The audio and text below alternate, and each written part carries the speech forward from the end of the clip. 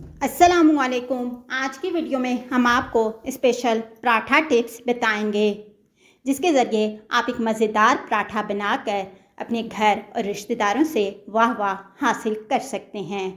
Number 1, सेहतमंद option के लिए पूरे गंदम का आटा इस्तेमाल करें और मज़ेदार जायके के लिए कुछ बेसन का आटा शामिल करें जो कि चने का आटा भी कहलाता है।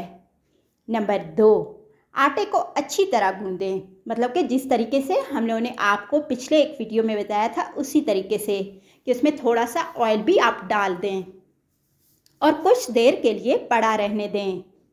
नंबर 3, पराठे को रोल करने से पहले उसे कम से कम 30 सेकंड तक आराम करने दें, मतलब कि 30 सेकंड या कम से कम 1 मिनट तक आप उसे आराम करने दें। नंबर 4, पराठे को अपनी पसंदीदा फिलिंग के साथ भरें, जैसे कि मिसालेदार आलू वगैरह, या मज़ेदार जायके के लिए आप उसमें पनीर भी डाल सकते हैं। इसी तरह कीमा का पराठा भी आप बना सकते हैं और पालक का पराठा, जो आपका दिल करे।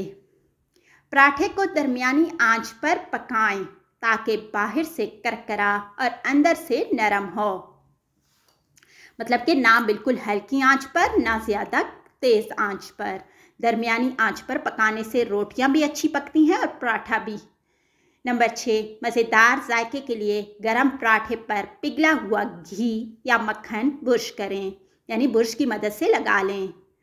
खसूसी केक टिप्स, अब हम आपको बता रहे हैं केक के लिए कुछ खसूसी टिप्स जिसके ज़रिए आप केक भी बहुत ही अच्छी तरीके से बनाकर अपने घर वालों का दिल जीत सकते हैं।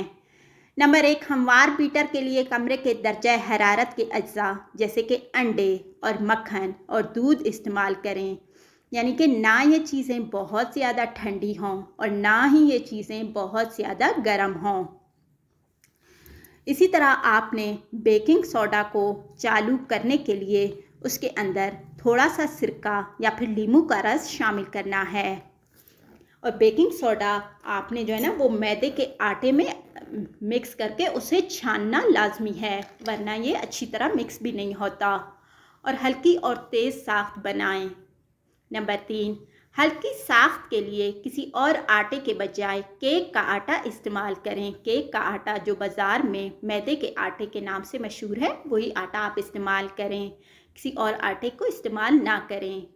नंबर 4, आटे को हल्के से मिक्स करें और ज़्यादा मिक्स करने से गुरेज करें, क्योंकि ज़्यादा मिक्स करने से केक का रंग गहरा भी हो सकता है और केक आपका सख्त भी हो सकता है, लिहाजा इस काम को करने से भी गुरेज करें। नंबर 5, केक को तंदूर से बाहर निकालने से पहले उसे अच्छी तरह चेक करें।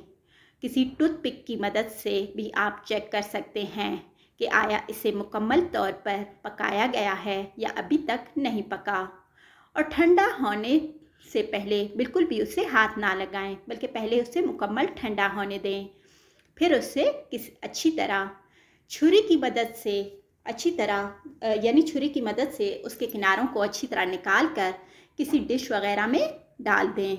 चम्मच के बजाय छुरी का इस्तेमाल करें, क्योंकि चम्मच से आपका केक टूट सकता है और बुरा लग सकता है। तो आपको बिल्कुल ही परफेक्ट केक बनाना है।